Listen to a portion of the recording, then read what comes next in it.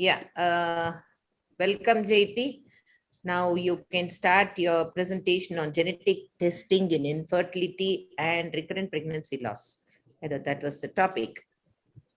Good evening, everyone. So I wanted to share a few new things that I learned about genetic testing when we're evaluating an RPL couple or an infertile couple. Is the slide changing? I'm sorry. Yeah, it's quite fine.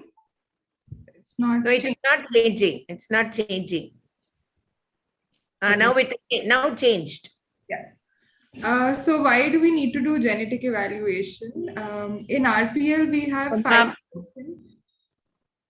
Yeah. Go ahead. Sorry.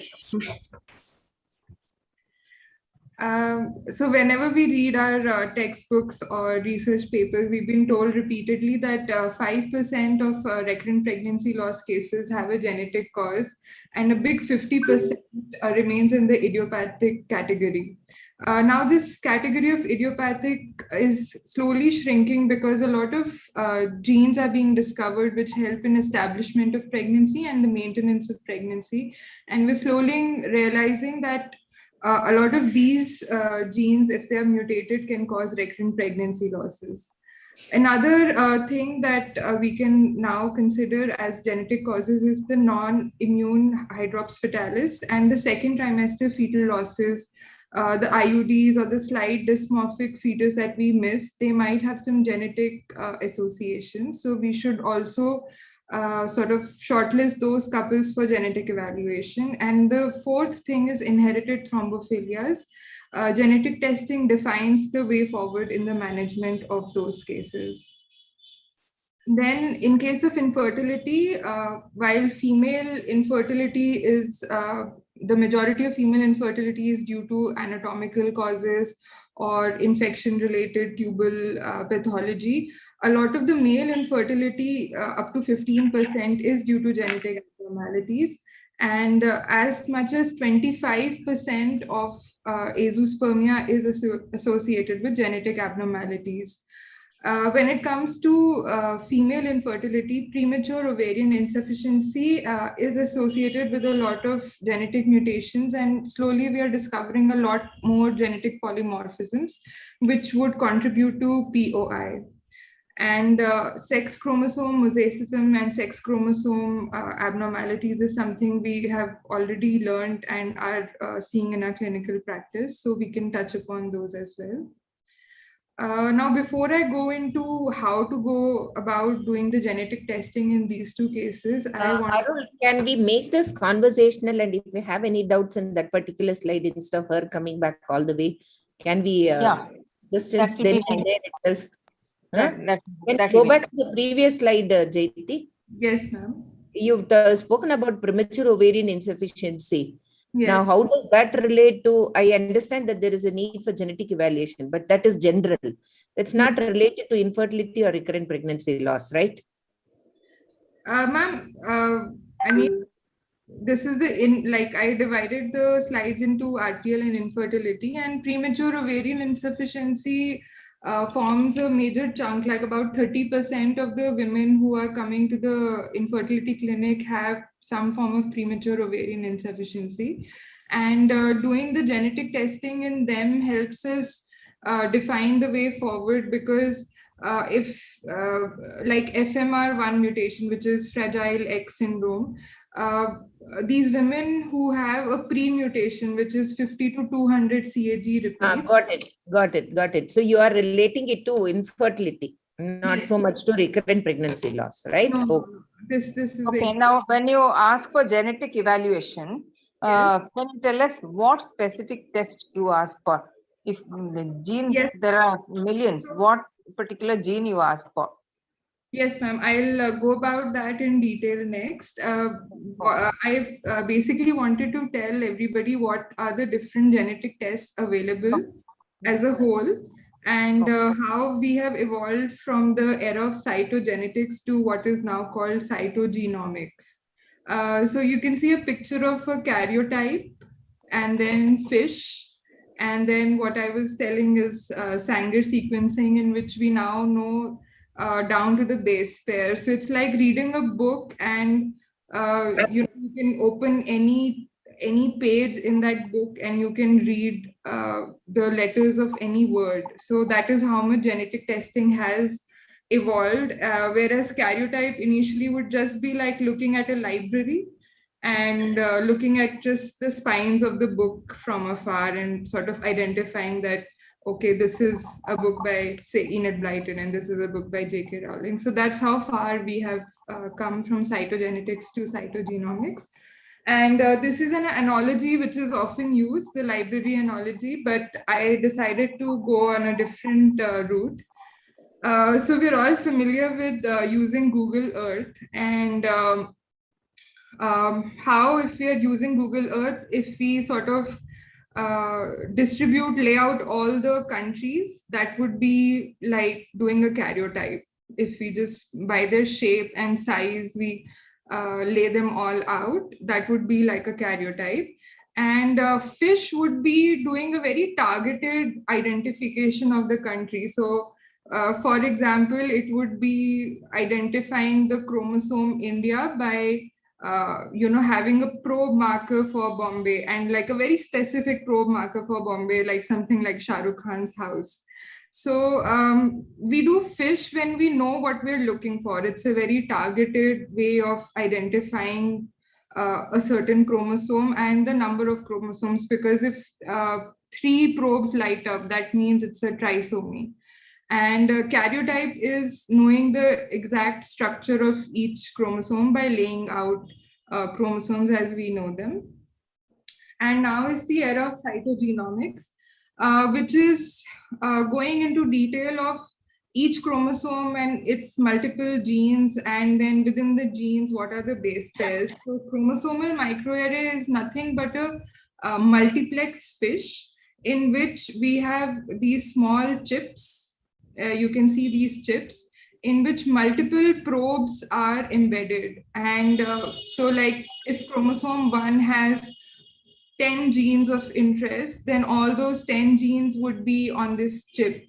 And then there would be, say, maybe 20 genes of interest, then the other 20 would be followed here. And so all these probes are on a chip. And we take the patient sample and DNA, and we sort of compare it against this chip using DNA hybridization and PCR amplification techniques. And then depending on whether the patient's DNA pairs with the already sampled DNA on the chip, there will be a signal amplification. And this signal amplification is read by softwares, and then it is interpreted as whether the genes are okay, or if a certain part of the gene is missing, depending on how high or low the signal is amplified. Then Sanger sequencing is basically sequencing an entire gene. So if a gene has 200 base pairs, so we are able to map out the entire gene, or the entire 200 base pairs in a patient sample. And this is very useful for picking out, like a single base pair mutation. So like in sickle cell anemia, we know it's a single base pair substitution which causes sickling of RBCs. And the third is what we know as next generation sequencing, which is of 2 types: whole exome sequencing and whole genome sequencing.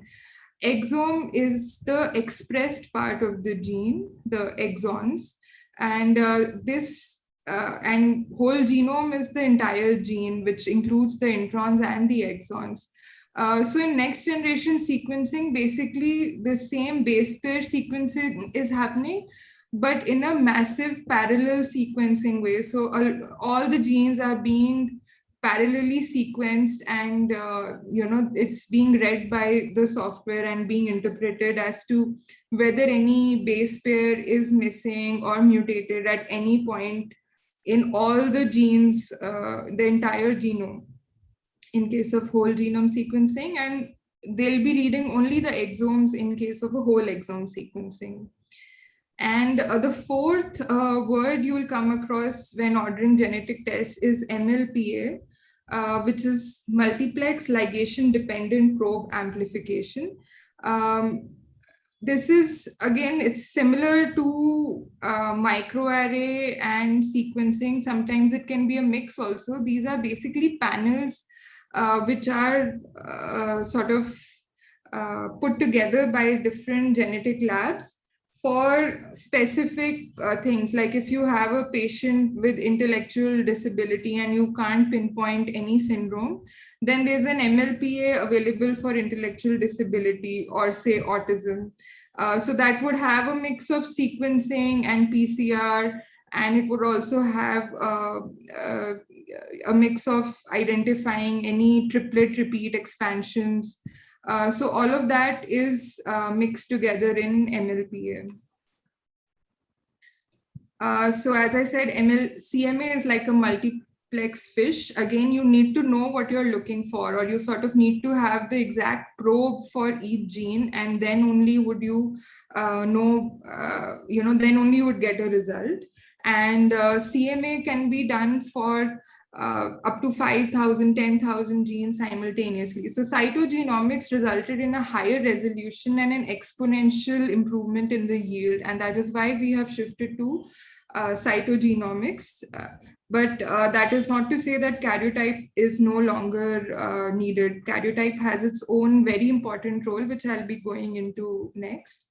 And Sanger sequencing is, as I said, down to the base pair. So you can identify the street number, the house number, the rooms in that house. And next generation sequencing is getting, all the genes that you want to find in the world simultaneously together. So this is a table which just talks about the differences and the advantages of cytogenomics. And the biggest advantage of CMA and genome sequencing is that the resolution is very high. For CMA, it's less than 1 kilobase pair, 1,000 kilobase pair, and for genome sequencing, it's down to 1 base pair. Whereas for karyotype, it's more than 50 kilobase pair, and for fish also, it is for fish it is 50 kilobase pair, and for karyotype 5 MB. And the biggest advantage with karyotype is still that whenever if there is a balanced translocation, you need to do a karyotype to identify it. A CMA will not be able to identify a balanced translocation or inversion, because balanced translocation is a structural change for which you need to see the entire chromosome and look at it with human eyes. You can identify it by certain sequencing panels as well, but the best and gold standard test is still karyotype for balanced translocations. So the reason I chose these two topics together is because there is a small subset of infertility and RPL which is linked, which is common, which is chromosomal translocations and sex chromosomal aneuploidies and mosaics. These either result in occult miscarriages or recurrent miscarriages. So in case of occult miscarriages, they're often mistaken for infertility or subfertility. And in case of RPL, there's a lot of first trimester miscarriages which are repeated in this case. So we'll be talking about RPL first, and the first trimester losses are mostly about 90% are due to cytogenetic abnormalities. And the second part, which is not dealt so much in a clinical practice, is inherited thrombophilias, because we tend to only look at the acquired thrombophilias and not inherited so much. And the second part of RPL, which has some genetic basis, is non-immune Hydrops Fetalis related syndromes, and evaluation which should be done for previous repeated dysmorphic fetus or IUDs. So the cytogenetic causes of RPL, about 50% are due to balanced reciprocal translocations and 25% due to Robertsonian translocations. The rest, 12% are due to sex chromosomal mosaicism, and other 12 to 13% are all other chromosomal disorders, which would be inversions, duplications, deletions, ring chromosome, isochromosomes. So these would be dealt with depending on how each patient presents. As you can see, a major 75% is because of translocations. And it is also seen that chromosomal abnormalities in couples with RPL are definitely raised. About 2 to 9% of these couples have this versus 0.7% of the general population. So what are these translocations? The balanced reciprocal translocation and the Robertsonian translocation. Now, whenever there is an exchange of genetic material between two non-homologous chromosomes, other than group D. Now, chromosomes are identified as from group A to G, and group D are the acrocentric chromosomes, group D and G. So these are acrocentric chromosomes, and they take part in Robertsonian translocation. This is because their P arms are basically satellite regions which have non-coding DNA. And whenever they undergo translocation, it is called Robertsonian translocation, and the two P arms are lost and only the Q arms are retained. Whereas in the case of balanced reciprocal translocation, it is just an exchange of material, and you have to concentrate really hard based on the banding of during the karyotype to realize that, okay, a part of, say, chromosome 1 got bitten off and joined chromosome 3, and a part of chromosome 3 went and joined chromosome 1 at that point. So the carriers of these translocations are phenotypically normal because their entire genetic material is the same as any non-translocation carrier. But their gametes have an increased chance of becoming unbalanced, carrying unbalanced genetic material. And this results in an unviable or an abnormal fetus, which can present both as infertility or RPL. So balanced reciprocal translocations are more common than we think. There are about 1 in 625 live borns born with balanced reciprocal translocation, and in some literature, it's even quoted as 1 in 400. And as I said, they will not have any symptoms because their overall genetic material is the same. And this results in 16 possible gametes. So when the gametes of the translocation carrier undergo meiosis, they undergo something called a quadrivalent formation. And this results in segregation of the chromosomes in 4 or 5 different ways. The first being alternate segregation, in which one gamete would get both the normal chromosomes, and the second gamete would get both the translocated chromosomes. So overall, the genetic material would be balanced in both these gametes.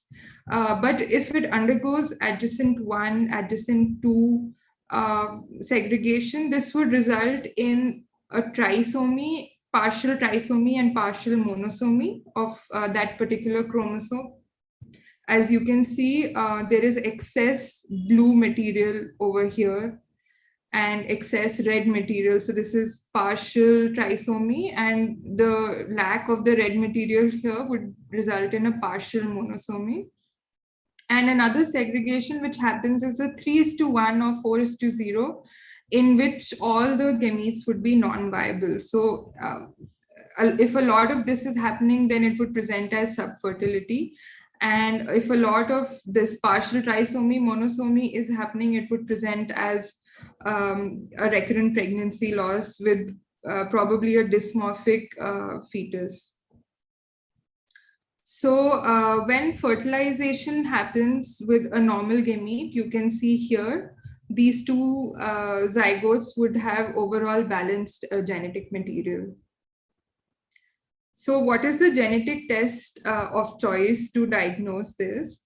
Ideally, when 2-3 such cases have happened, we should send the products of conceptors for chromosomal microarray, which is the gold standard. This is because viable cells are not required, because a karyotype does require viable cells. In a CMA can be done in a POC, and it also results in a higher yield. And CMA can also pick up unbalanced translocation carriers. So the zygotes in these cases would be unbalanced. So we'll get a hint about how to evaluate the parents in that case. And in the couple with the RPL should always undergo a karyotype.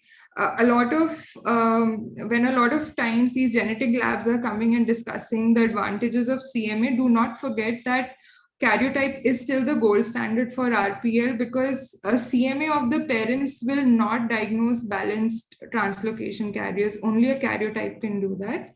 And NGS also has an upcoming role, especially for submicroscopic translocations, which may be missed out on karyotype.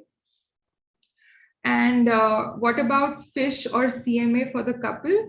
So we can do CMA for the couple if we have a high suspicion for a monogenic or a single gene disorder, and the fetus showed certain symptoms for that. And we can do a FISH also if we're suspecting something which we want a targeted analysis for.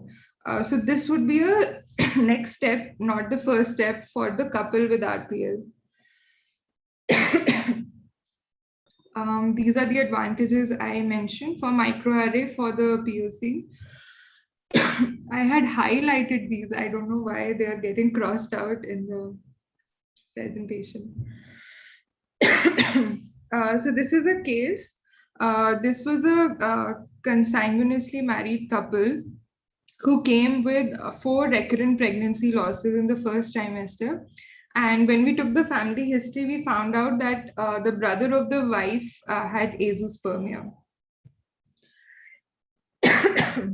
Excuse me.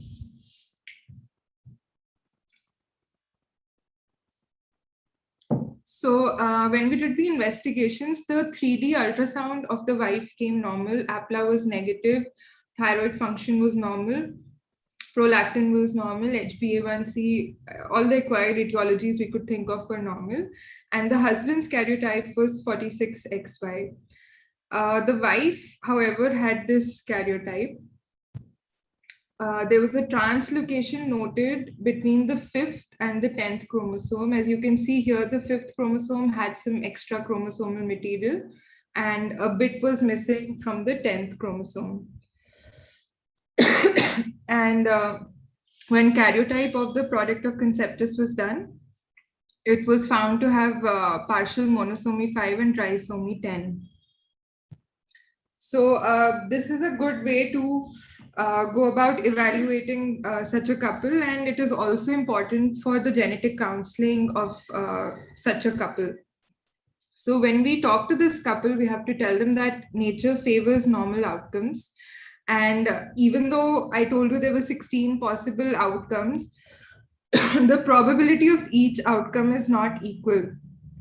Up to 50 to 60% of these cases will have alternate segregation and have normal fetuses. So expectant management is an acceptable plan to follow. Jayati, can I interrupt you? In your case that you mentioned, wouldn't we be doing the karyotype of the products of conception first and then go back to the karyotype of the parents?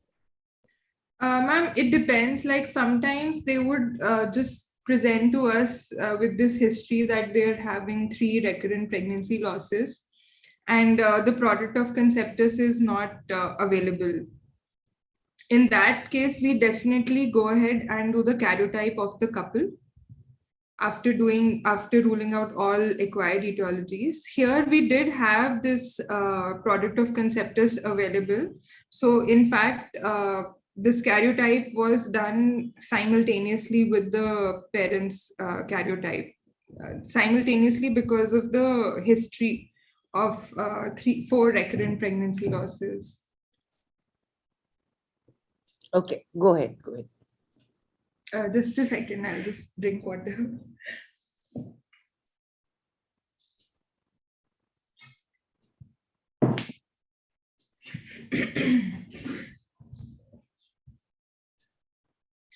So how we counsel such a couple becomes very important. As I said, we have to tell them that it's not 1/16th chance of getting a normal child. It's actually up to 50 to 60%. And they can go for expectant management.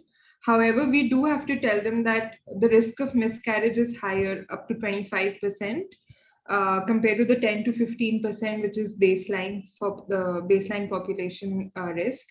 And also that the risk of abnormal live born is higher. So in their subsequent pregnancies, we would advise them to undergo CVS or amniocentesis, ideally a CVS at 11 to 12 weeks, and undergo a karyotyping of the fetus to ensure that this fetus is not carrying any sort of unbalanced translocation. And if it is carrying a balanced translocation, that's fine. Then because one of the parents is also a carrier of is also a carrier of a balanced translocation, and the person is normal. And another point to note is when we're counseling is that the gender of the translocation carrier matters. So if the mother is the carrier, the risk is higher, 5 to 15% versus father, because a lot of the times the reciprocal translocation carriers end up having an arrest in the spermatogenesis. And as we saw, the brother of this mother here who had azoospermia, he was also tested later and found to carry the same translocation. So a lot of men either are infertile, or if spermatogenesis happens, then they have a lower risk of transmitting the unbalanced translocation. And in case the couple has had a previous case of infertility or RPL, the risk is 5%. And if there's a previous abnormal child, then the risk of the second child also being abnormal is up to 30%. The second type of translocation is the Robertsonian translocation, in which I mentioned only the Q arms end up fusing together and the P arms are lost. And this is group D and group G. G will have Y chromosome also. And this is less common. It is seen in 1 in 1,000 live borns. And again, overall genetic material in the carrier is same, so that person won't have any symptoms.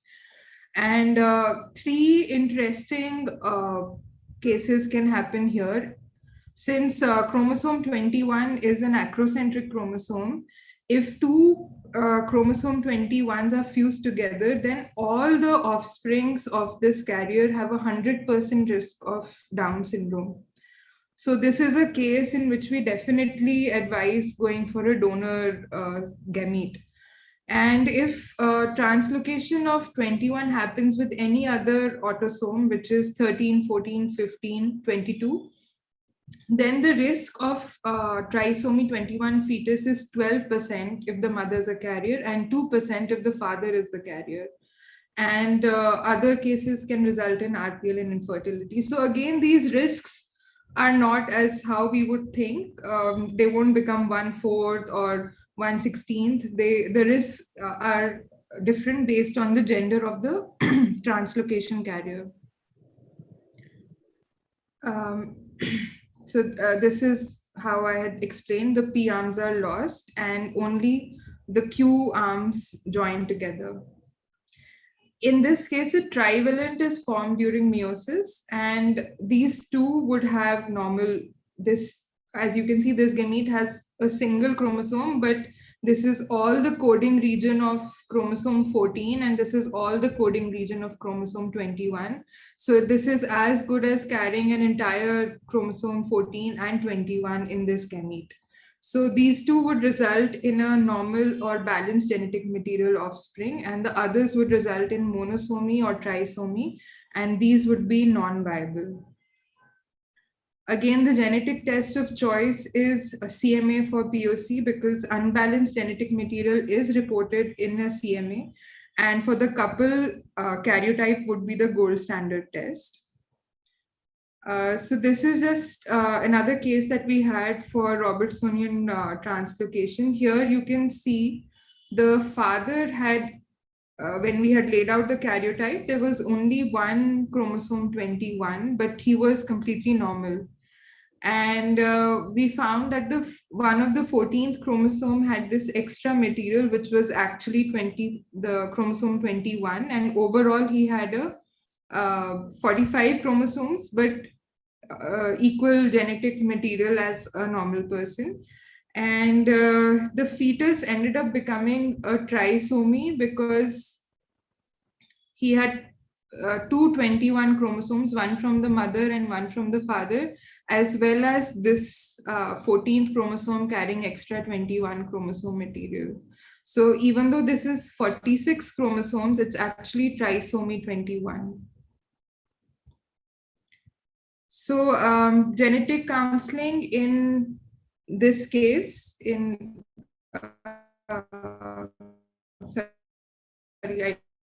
Robertsonian translocation, again, it is 50 to 60% because nature favors normal outcomes, and we advise the couple to go for a PGT via IVF if they want to avoid that, or donor egg sperm, and adoption are alternative options. And donor sperm or egg is the only option if it is a familial translocation Down syndrome with trisomy, with translocation 21-21. And risk of miscarriage is higher, risk of abnormal live-born is higher as well. Then inherited thrombophilias, we know, is protein C deficiency, protein S deficiency, factor 5 laden deficiency was also here, factor 2 deficiency, abnormal fibrinolytic pathway, antithrombin 3 deficiency.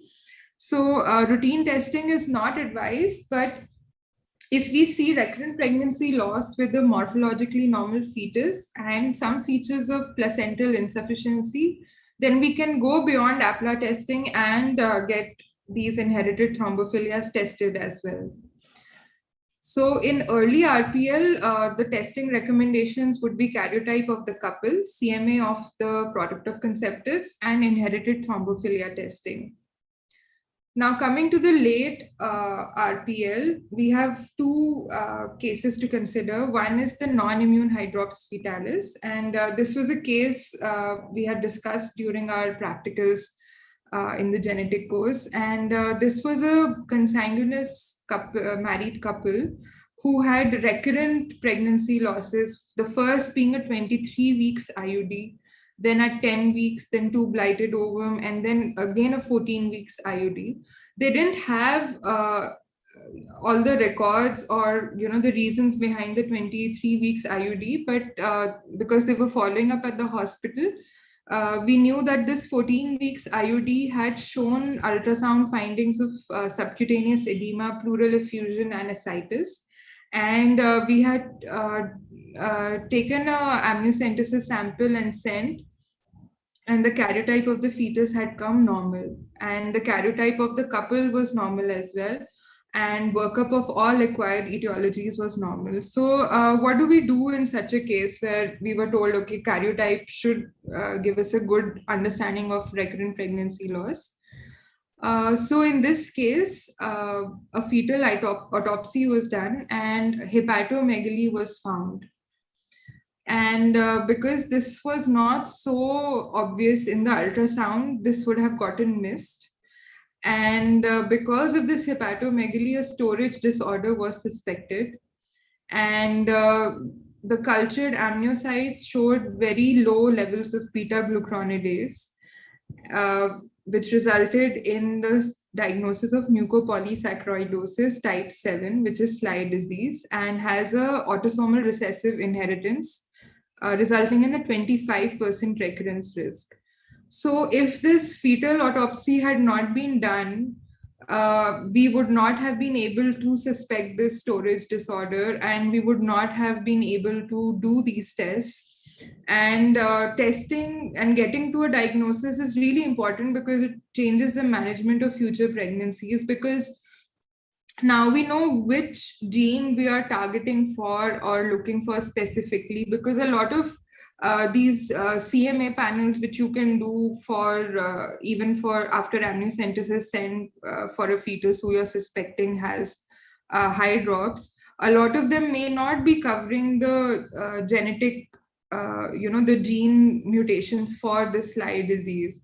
But once you have the diagnosis, you will do a targeted testing. You will just straight away send that next fetus amniocentesis or CVS sample for detecting Sly disease. And if there's recurrence, you can advise the parents to discontinue the pregnancy, or you can even go for PGT via IVF and make sure the embryo which is transferred does not carry this gene. So this really changes the management of future pregnancies.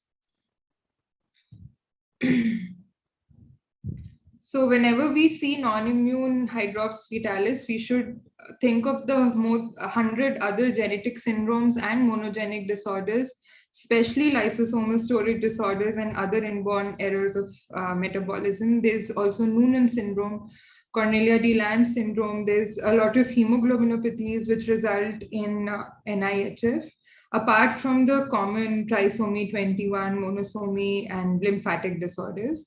And depending on the different features we see on ultrasound or on autopsy, we would change our, we'll change the test that we want to send. We'll change it to enzyme assay or a CMA or MLPA panel, which is targeted at, say, only lysosomal storage disorders, or Sanger sequencing if it is a particular hemoglobinopathy and we want to know the exact base pair which is mutated, and then look for that exact mutation in the subsequent pregnancies.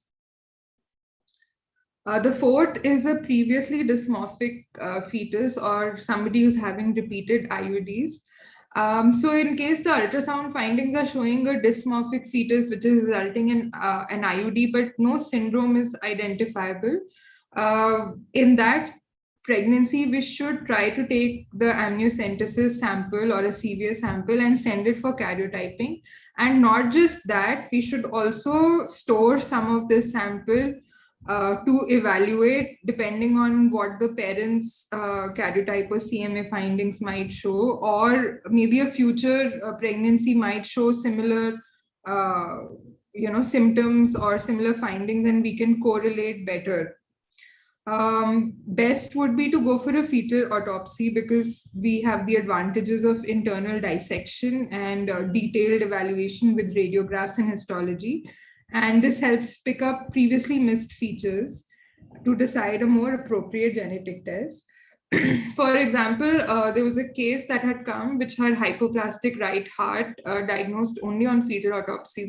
This got missed on the ultrasound.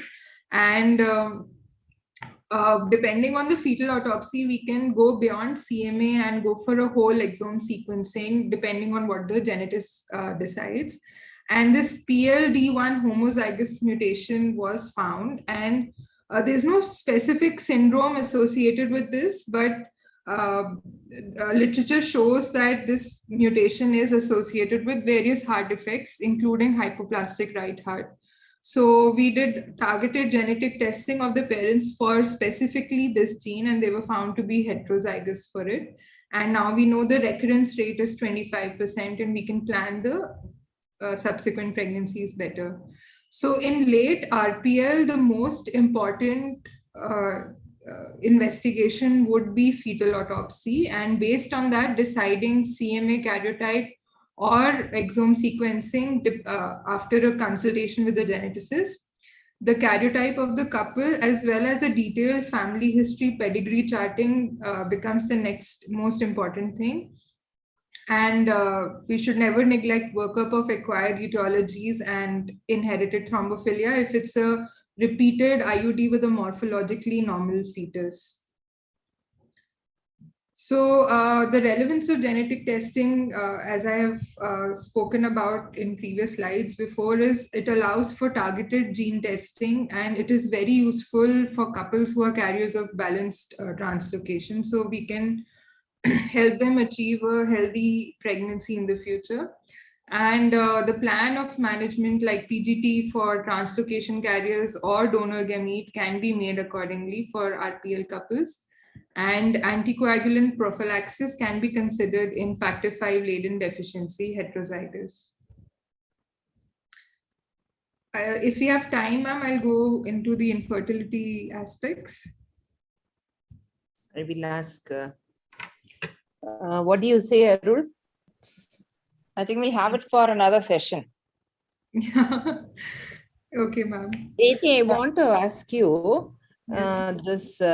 this last one that you said, this next generation sequencing and this MLPA that you mentioned, Yes. do they need live tissue, or they can work with No. dead tissue also?